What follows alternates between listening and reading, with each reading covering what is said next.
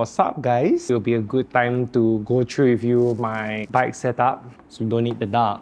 We have a Shimano Ultegra Di2 12-speed group set, 52-36 at the front and 11-30 at the back. Shimano Ultegra pedal with Favero dual-sided power meters. So for wheels, hologram 45R carbon wheels, Continental Grand Prix tires.